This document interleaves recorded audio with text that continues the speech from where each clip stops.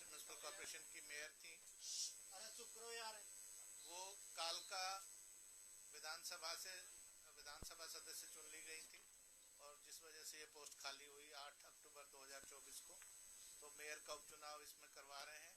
इसी प्रकार श्री निखिल मदान जी जो सोनीपत म्युनिसिपल कॉर्पोरेशन के मेयर थे, वो सोनीपत विधानसभा से निर्वाचित हो गए एमएलए और वो पद भी खाली था मेयर का, उसका भी उपचुनाव होने जा रहा है।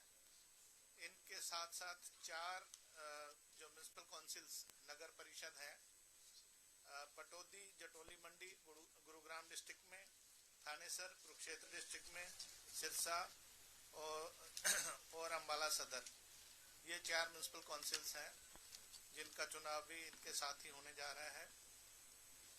और 21 नगर पालिकाएं हैं जिनके चुनाव हम ये आम चुनाव जहां पर होने हैं, इसका मतलब प्रेसिडेंट के भी और उनके वार्ड मेंबर्स के, सभी म्युनिसिपल काउंसिल जो 4 मैंने बताई उनके भी प्रेसिडेंट्स के और वार्ड मेंबर्स के, और 21 म्युनिसिपल कमेटियां हैं उनके प्रेसिडेंट्स और वार्ड मेंबर्स के।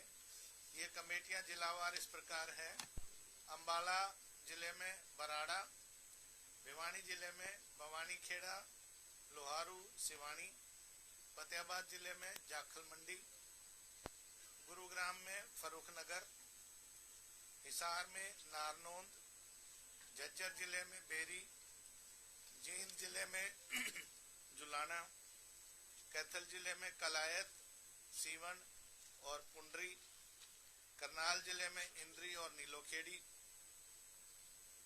महेंद्रगढ़ जिले में अटेली मंडी और कनीना, नूह जिले में तावड़ू, पलवल जिले में हसीन, रोहतक जिले में कलानौर, सोनीपत जिले में खरखोदा और यमुनानगर में रादौर म्युनिसिपल कमेटी है। इन 21 म्युनिसिपल कमेटियों के चुनाव भी इनके साथ ही करवाए जा रहे हैं। इसके साथ साथ जो बाई इलेक्शंस हैं 2 मेयर के तो मैंने बता ही दिया आपको, सोनीपत और अम्बाला म्युनिसिपल कॉर्पोरेशन के। जो म्युनिसिपल काउंसिल सोहना के प्रेसिडेंट का भी उपचुनाव इसमें होना है, सिर्फ प्रेसिडेंट का उपचुनाव है। और इसी प्रकार जो जींद जिले में म्युनिसिपल कमेटी है सफीदों, इसके वार्ड नंबर 14 का मेंबर का चुनाव होना है। असंध में प्रेसिडेंट का चुनाव होना है करनाल जिले में। रावड़ी में वार्ड नंबर 5 का चुनाव होना है मेंबर का। कुरुक्षेत्र में इस्माइलाबाद प्रेसिडेंट का चुनाव होना है और लाडवा में वार्ड नंबर 11 के मेंबर का चुनाव होना है। तो ये जो जनरल इलेक्शंस और बाई इलेक्शंस हम करवाने जा रहे हैं उनकी सूची। अब जो कार्यक्रम है उस पर हम आते हैं।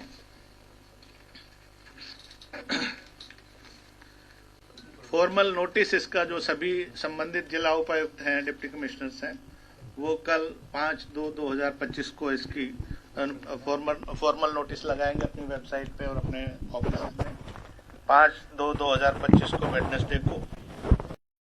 और पानीपत को छोड़ के बाकी जगह जो नॉमिनेशन की प्रक्रिया वो 11/2/2025 ट्यूसडे से शुरू होगी और 17/2/2025 5 दिन रहेगा वर्किंग डेज में, 11 बजे से 3 बजे तक। 12/2/2025 को संत श्री गुरु रविदास जी की जयंती है, दिन अवकाश रहेगा और 16/2 से अवकाश रहेगा। तो बाकी जो है ये उनकी प्रक्रिया रहेगी। 18/2/2025 को 11:30 बजे से जो नॉमिनेशन पेपर्स हैं उनकी आरओ स्क्रूटनी करेंगे। और 19/2/2025 को जो अपना नाम ठीक पाए गए वो अपना नाम वापस लेना चाहते हैं, अपना नाम वापस 11 से 3 बजे के बीच में। फिर 19/2 बजे सिंबल्स अलॉटमेंट हो गए, जो अंत में जो चुनाव प्रक्रिया में लोग शामिल होना चाहते हैं उनके लिए 19th को ही। और 19 को ही फिर जो पोलिंग स्टेशंस हैं उनकी लिस्ट पोस्ट कर दी जाएगी और उसके बाद फिर उनके पास जो कैंपेनिंग का टाइम रहेगा वो रहेगा 28 तक।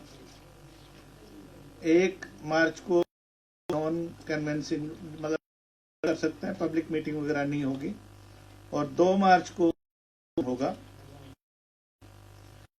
कारणवश अगर किसी पोलिंग स्टेशन में की आवश्यकता हुई तो 4/3/2025 को होगा। टाइमिंग्स रहेंगे 8 बजे से 6 बजे तक।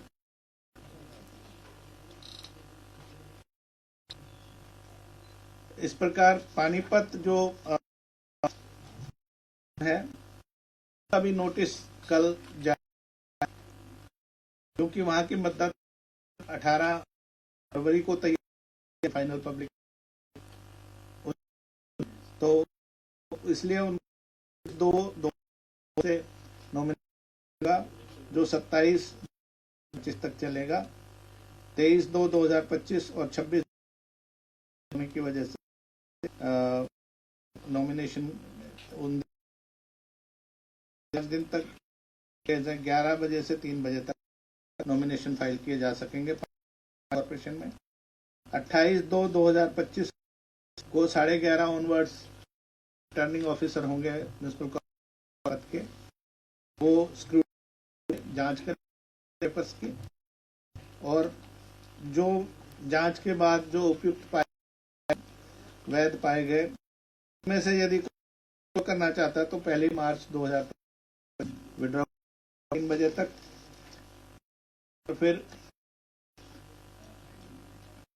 उसी दिन जो है अलॉट किए जाएंगे 3 बजे, और 1 मार्च 3 बजे के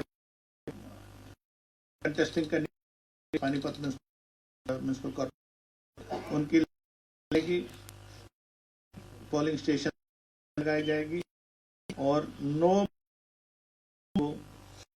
होगा, तो लेके 7 उनके रहेगा कैनवेसिंग का पब्लिक मीटिंग। 8 मार्च को नॉन रहेगा, डोर सकते हैं, पब्लिक मीटिंग वगैरह नहीं कर पाएंगे। अगर रीपोल को कॉर्पोरेशन में इनको होगा, और काउंटिंग सभी की जो पहले म्युनिसिपल कॉर्पोरेशन और बाकी नगर में पहले 7 जो म्युनिसिपल कॉर्पोरेशन इलेक्शंस हैं, जो 4 काउंसिल्स और कमेटियां, और पानीपत मिला के 12 मार्च होगी 8 मार्च, और उसी दिन रिजल्ट डिक्लेयर संबंधित आरओ द्वारा। कार्यक्रम इसका जो चीजें मैं लाना चाहता हूँ, मॉडल कोड ऑफ कंडक्ट जैसा कि है, जब अनाउंस है कि मॉडल कोड ऑफ कंडक्ट राज्य में, लेकिन ये जो उसका जुरिस्डिक्शन है कॉर्पोरेशन, मान लीजिए करनाल है, तो म्युनिसिपल कॉर्पोरेशन करनाल का जो एरिया है जुरिस्डिक्शन उतने होगा। संबंधित जो भी अधिकारी कर्मचारी की इन दिनों में बदली नहीं की जा, म्युनिसिपल कॉर्पोरेशन जो चुनाव में जा रही है या काउंसिल या उसके किसी अधिकारी का दिनों में नहीं हो। अगर कोई आवश्यक हुआ पब्लिक तो स्टेशन की परमिशन के इन नए काम नहीं होगी, नींव पत्थर का उद्घाटन होगा। रूटीन के काम है या जो काम पहले से चल रहे हैं या जो प्रोजेक्ट पहले से चल रहे हैं या बाकी रूटीन के काम, साफ सफाई और जो भी है यथावत चलते, कोई बाधा नहीं आएगी। नेशनल क्वालिफिकेशन आता है, आपको पता है 16 में सरकार ने एजुकेशनल कैंडिडेट्स हरियाणा राज्य में जो कॉर्पोरेट के लिए थर्ड कैटेगरी 8वीं पास है, विमेन और के लिए 8वीं, एससी विमेन के लिए भी 8वीं पास है।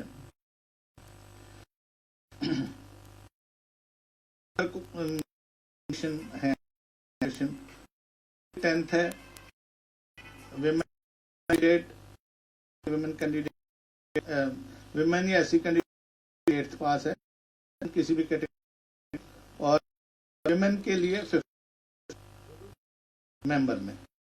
इसी तरह से काउंसिल या के लिए अनरिजर्व 10th पास है, वुमेन या एससी के लिए 8th पास है, SC women president municipal committee council के।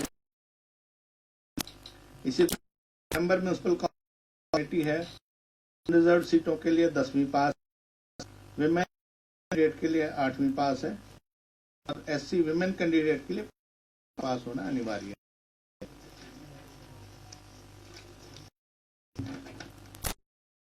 थोड़ी महंगाई को देखकर सिक्योरिटी खर्चे की लिमिट बढ़ाई है। तो डिपॉजिट है वो इस प्रकार रहेंगी। म्युनिसिपल कॉरपोरेशन के मेयर के लिए 10,000 रुपये, मेंबर के लिए 3,000 रुपये, और अगर कोई कैंडिडेट म्युनिसिपल कॉरपोरेशन के मेयर के लिए कोई candidate SC category, backward classes A या बैकवर्ड क्लासेस बी या विमेन है तो उसके लिए 5,000 सिक्योरिटी डिपॉजिट रहेगी। मेंबर म्युनिसिपल कॉरपोरेशन अगर कोई ऐसी कैंडिडेट है बैकवर्ड क्लासेस ए या बैकवर्ड क्लासेस बी या विमेन कैंडिडेट है उसके लिए 1,500 रहेगी। इसी प्रकार जो प्रेसिडेंट म्युनिसिपल काउंसिल के लिए सिक्योरिटी डिपॉजिट है वो 3,000 रुपये रहेगी, मेंबर के लिए 2,000 जो अनरिजर्व मेंबर है, और SC BC A BC B के प्रेसिडेंट के लिए 1,500 रुपये और मेंबर के लिए उन कैटेगरीज के 1,000 रुपये रहेगी। म्युनिसिपल कमेटी के प्रधान के लिए 2,000 रुपये और जो मेंबर है अनारक्षित उसका 1,000 रुपये, और प्रेसिडेंट अगर SC BC A BC B या विमेन कैंडिडेट है तो 1,000 रुपये और प्रेसिडेंट के लिए, और मेंबर के लिए 500 रुपये रहेगी उन्हीं कैटेगरीज की। एक्सपेंडिचर लिमिट का जहां तक सवाल है, mayor of A municipal corporation के लिए पहले ये खर्च सीमा 25 लाख रुपए थी जिसको बढ़ा के 30 लाख किया गया है। मेंबर के लिए ये तयशुदा खर्च सीमा 6 लाख रुपए थी जिसको बढ़ाकर 7.5 लाख किया गया है। म्युनिसिपल काउंसिल में प्रेसिडेंट के लिए पहले ये खर्च की तयशुदा सीमा 16 लाख रुपए थी जिसको बढ़ाकर 20 लाख किया गया है, और मेंबर के लिए 3.5 लाख से 4.5 लाख किया गया है। म्युनिसिपल कमेटी में 10.5 लाख रुपए थी प्रेसिडेंट के लिए खर्चे की सीमा, वो 12.5 लाख की गई है, और मेंबर के लिए 2.5 लाख जो थी उसको 3 लाख किया गया है। सभी कैंडिडेट्स चाहे वो जीते या हारे, जो भी चुनाव में भाग ले रहे हैं उनको अपना लेखा जोखा खर्चे का रखना पड़ेगा, डेट ऑफ नॉमिनेशन से लेके और रिजल्ट डिक्लेरेशन तक, और उसको 30 दिन के बाद उसको डिप्टी कमिश्नर के यहाँ पे वो जमा कराना होगा। अगर कोई नहीं करवाते हैं तो जो आज के दिन जो कानून है, जो रूल्स हैं, उसके मुताबिक उनको 5 साल तक के लिए अयोग्य घोषित किया जा सकता है चुनाव लड़ने के लिए।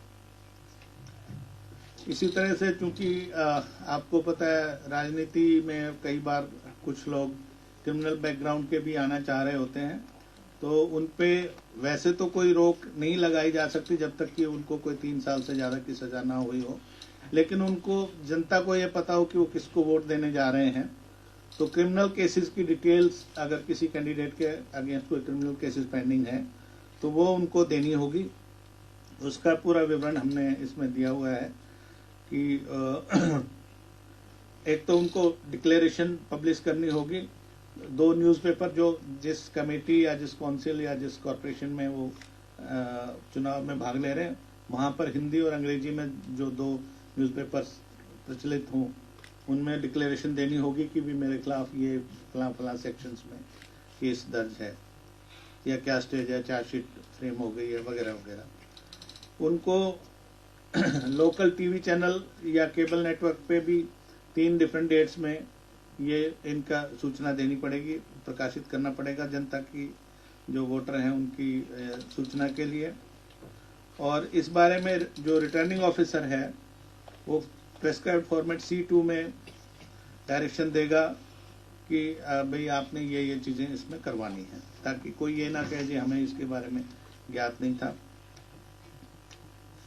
पॉलिटिकल पार्टी का अगर कैंडिडेट है, अगर जो वो चाहे वो रिकॉग्नाइज पॉलिटिकल पार्टी हो या registered unregistered unrecognised political party हो, उनको रिटर्निंग ऑफिसर को ये भी बताना होगा कि मैंने अपनी जो राजनीतिक संबद्ध राजनीतिक दल है उसको भी इस बारे में सूचना दे दी है।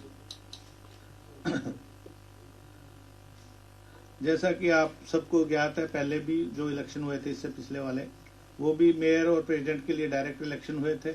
इस बार भी जैसे मान लीजिए रोहतक म्यूनिसिपल कॉर्पोरेशन है, तो पूरे जो वार्ड के लोग हैं वो मेयर को चुनेंगे डायरेक्ट। इसी तरह से प्रेसिडेंट मान लीजिए असंध का है, तो पूरे असंध म्यूनिसिपल कमेटी जो है उसके वार्ड मेंबर्स सभी सारे जो वोटर्स हैं सभी वार्ड्स के, वो प्रेसिडेंट को चुनेंगे। वार्ड मेंबर जो है वो संबंधित वार्ड के मतदाता चुनेंगे। कोई भी व्यक्ति जो भी म्यूनिसिपल कॉर्पोरेशन या काउंसिल या कमेटी है उसमें कहीं पे भी मतदाता के रूप में अगर रजिस्टर्ड है, वोटर लिस्ट में उसका नाम है, तो वो चुनाव लड़ सकता है, वो चुनाव लड़ सकता है। हाँ जी, नहीं, लास्ट टाइम भी था इस तरह का जी। ये सुप्रीम कोर्ट की गाइडलाइंस हैं एक्चुअली।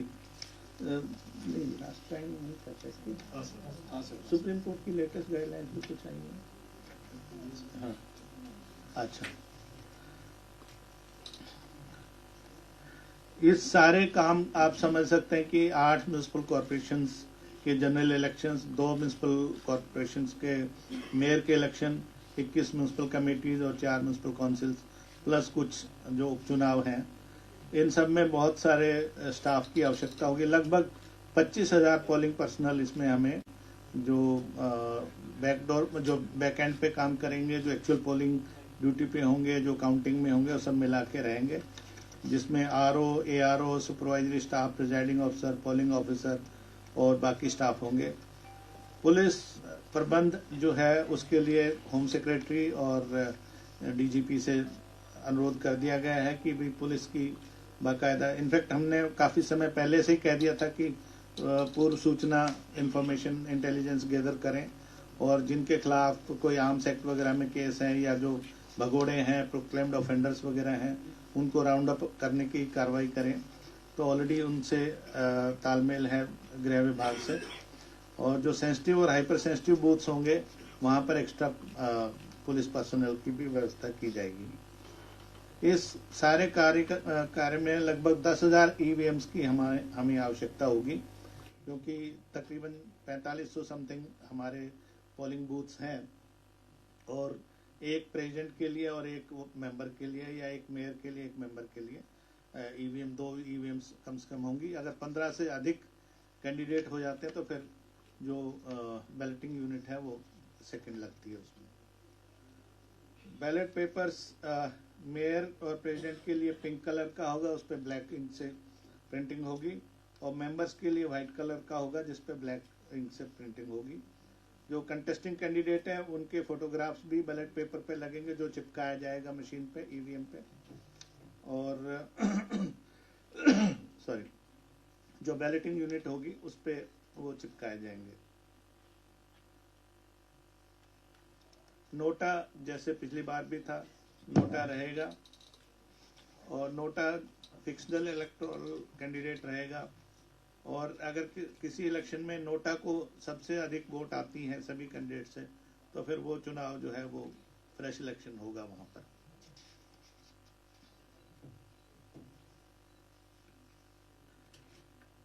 वोटर लिस्ट जैसे कि मैं पहले भी आप लोगों से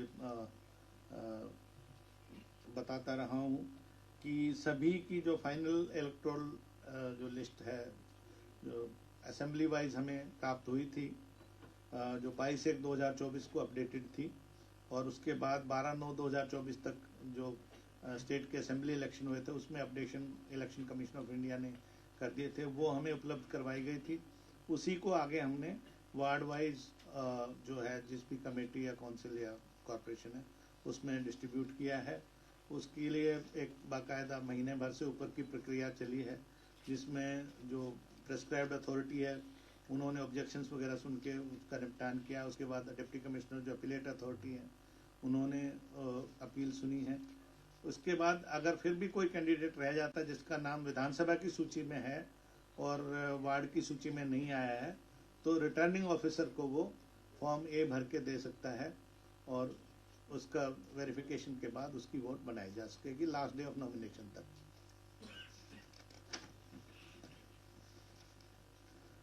यथावत पहले की तरह इलेक्शन ऑब्जर्वर्स भी हम इसमें सीनियर आईएएस और आईएएस ऑफिसर्स को इलेक्शन ऑब्जर्वर्स लगाएंगे।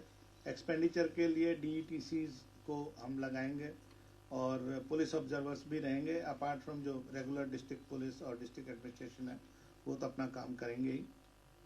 वोटर अवेयरनेस के लिए हम समय समय पर प्रिंट और इलेक्ट्रॉनिक मीडिया में एडवर्टीजमेंट जारी करेंगे और मेरी आप सब के माध्यम से भी आज भी अपील है सभी मतदाताओं से, इन सभी संस्थाओं के, कि वो भारी संख्या में अपने मत का प्रयोग करें ताकि वो अपने मनपसंद का कैंडिडेट चुन सके जो उनके विकास कार्यों में रुचि ले और हम इस तरह से ग्रास रूट डेमोक्रेसी को मजबूत बनाएं। तो मोटे तौर पर जो विशेष बिंदु थे, मुख्य बिंदु थे, वो सब मैंने कवर कर लिए हैं। अब किसी साथी की कोई और अगर जिज्ञासा हो या कोई प्रश्न हो तो आप पूछ सकते हैं।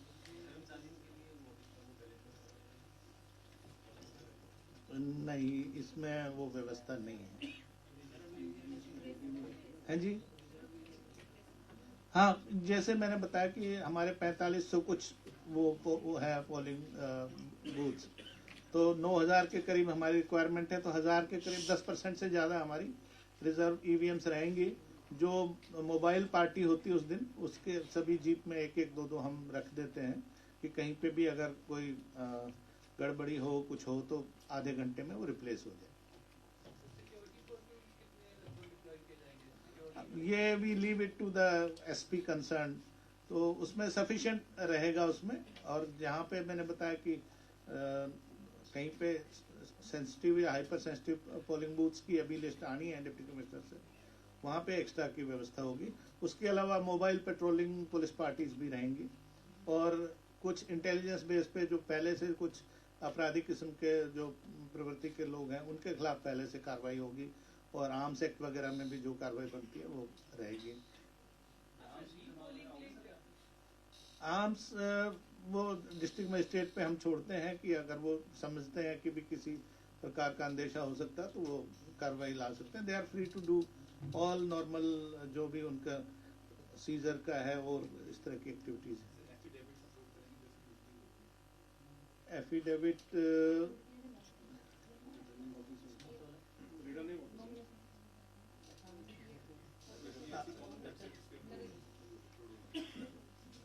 हमारी कमीशन की वेबसाइट पे, जिले की वेबसाइट पे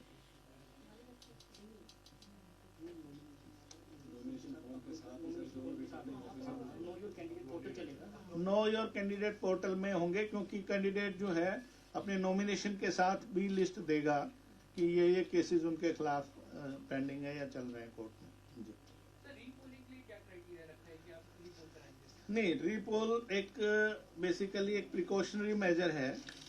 वैसे तो इसमें कई सारी चीजें होती हैं कि कहीं पे 2 घंटे से ज्यादा मान लो पोलिंग नहीं हो पाई, मशीन खराब थी, हंगामा हो गया, कोई और झगड़ा हो गया किसी वजह से, तो प्रिजाइडिंग ऑफिसर की डायरी आती है, उसमें वो रिकमेंड करते हैं कि जी यहाँ पर जो है नॉर्मल रूप से मतदान नहीं हो पाया और ये न्यायोचित होगा कि यहाँ पर रीपोल कराया जाए। तो ही और फिर जो ऑब्जर्वर्स होंगे अगर वो भी कोई ऐसी चीज पाते हैं तो उनकी रिपोर्ट भी शाम तक हमारे पास आएगी, तो उसमें होगा।